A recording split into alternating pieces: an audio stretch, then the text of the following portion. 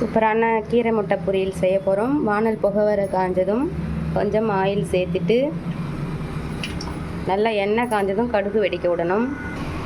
எண்ணெய் நல்லா காஞ்சாச்சு, கடுகை போட்டு சரியாமல் வெடிக்கணும். உடனே கடலைப்பருப்பு போட்டு கலரி விட்டுட்டு தட்டி வச்ச பூண்டு, தோலோடு தட்டி வச்ச பூண்டு, கிள்ளி விதையெல்லாம் உதுத்த ஒரே ஒரு காஞ்ச மிளகா போட்டு நல்லா ஃப்ரை பண்ணுறோம்.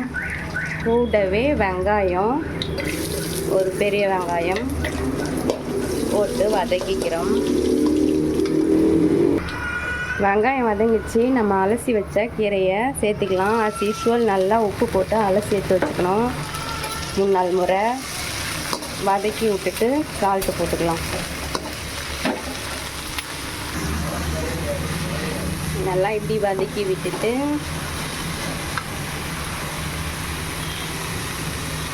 மஞ்சள் பொடி, கொஞ்சமாக தனி மிளகாத்தூள்,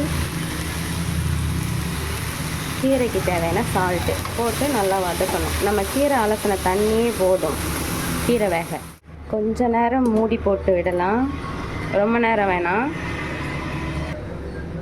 3 நிமிஷம் ஆயிடுச்சு. கீரை நல்லா தண்ணி விட்டு வந்திருக்கு. இந்த ஸ்டேஜில் நம்ம 2 முட்டையை உடச்சி ஊற்றிக்கலாம். நம்ம விருப்பம்தான், 4 கூட ஊற்றிக்கலாம் நிறையா வேணும்னாக்கா. நான் 2 மட்டும் இப்போ ஊற்ற போகிறேன். ஊற்றிட்டு காமிக்கிறேன், வீடியோ எடுக்கணும்ல. முட்டையை உடச்சி ஊற்றிட்டேன். இப்போ அப்படியே கிளற வேண்டியது தான். இந்த முட்டையோட ஈரத்திலே கீரை வேகும். நம்ம தண்ணி சேர்க்கல, கீரை அலசினதுலேயே வந்து 3/4 பாகம் வெந்துட்டுருக்கோம். இந்த முட்டையோட ஈரப்பதத்திலே மீதி இருக்கிற கீரையும் வேந்துடும். நம்ம இந்த மாதிரி கிளறி விட்டுட்டு அதேமாரியே அந்த லிட் போட்டு கொஞ்சம் நேரம் விட்டுடலாம். சிம்மிலே வச்சுக்கலாம். முன்னாடியே நல்லா உடச்சி விட்டுட்டோனாக்கா, நல்லா கிளறி விட்டுட்டோனாக்கா முட்டை நல்லா கிளறி வந்துடும். அந்த லிட்டை போட்டுடலாம். ஒரு 3 செகண்டு, 3 நிமிஷம் வக்கிட்டு வந்துருக்காங்க. நல்லா வெந்து வந்துருக்குது. போட்டு கலர வேண்டியதான். நல்லா அப்படி உடச்சி நல்லா கலரணும்.